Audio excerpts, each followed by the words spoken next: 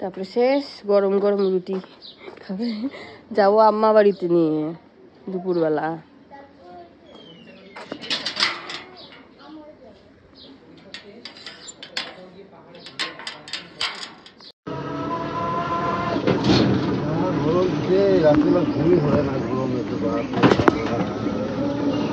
আমাদের তো কালকে এসি চালায় রাখতে হয়েছে, এসি বেশ অনেকক্ষণ চালানো হয়েছে।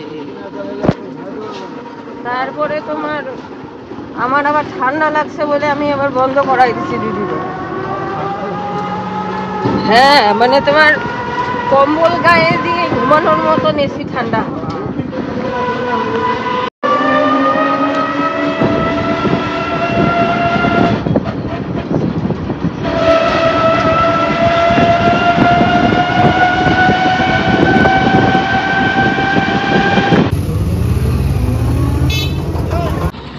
রোদটা খালি দেখো গাইস, বাপরে হলো।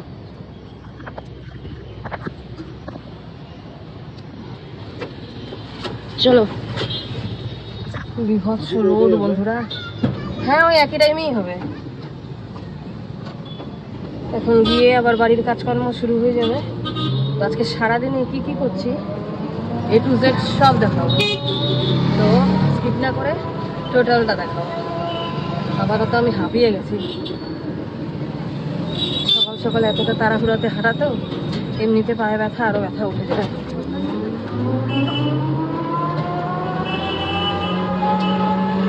আর গোটা রাস্তাতে দেখো বালি ফেলানো, গাড়ি ফাড়ি স্কিড করলেই গেল।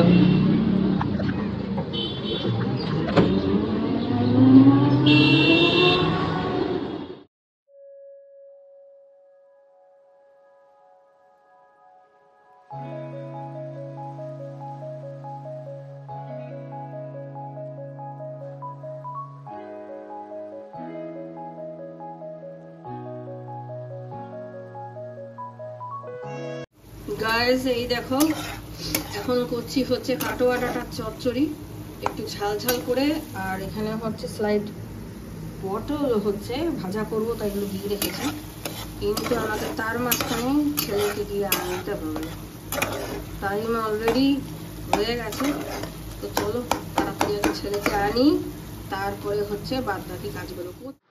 কে বলবে বন্ধুরা, ফ্রেশ হয়ে নিয়ে তারপরে আমি যাচ্ছি। হ্যাঁ জুবজুবা ঘামছি, কালকের মতনই হচ্ছে তোমার গরমের ভাবটা। তো টোটো চলে আসছে, চলো এখন যাই, আগে ছেলেকে নিয়ে আসি। হ্যাঁ আর রান্না বান্না কিন্তু কমপ্লিট করে রেখে যাচ্ছি বন্ধুরা। তো এখন বাজে 12টা 20, আর আমি এখন আসলাম ছেলেকে নিয়ে বাড়িতে। আর রান্না বাড়ি আগেই বললাম কমপ্লিট হয়ে গেছে।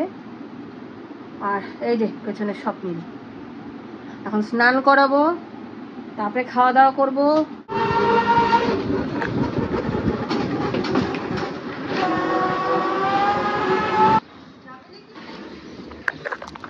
তো ফ্রেন্ডস চলে এসেছি দিদার বাড়ি, একটু আমি আসলাম অল্প। চলো ভেতরে যাই, তিতলির ফোন আসতেছিল বারবার, দেরি হচ্ছে বলে।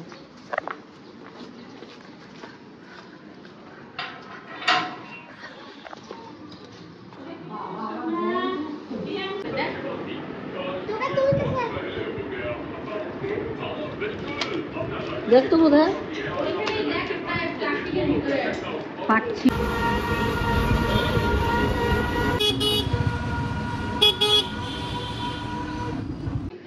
এই দেখো এরা অপেক্ষা করছিল আমরা বাড়ি আসার। ওই দেখো বড়টাও লেজেনারে, হাতে কিচ্ছু নাই বাবা, বাড়িতে আসলাম কে বলি। চলো ভেতরে যাই, বাড়ি যাই বাড়ি যাই। সর তুই আয়, তুই আয়, চল। এখন বাজে প্রায় বোধহয় 6:45 হবে। চলে আসলাম বাড়িতে, সন্ধ্যা বাতি দিব। আগে খুলে নিই, এক হাতে খোলা যাচ্ছে না গেট। স্টার্ট। চলো ঘরে।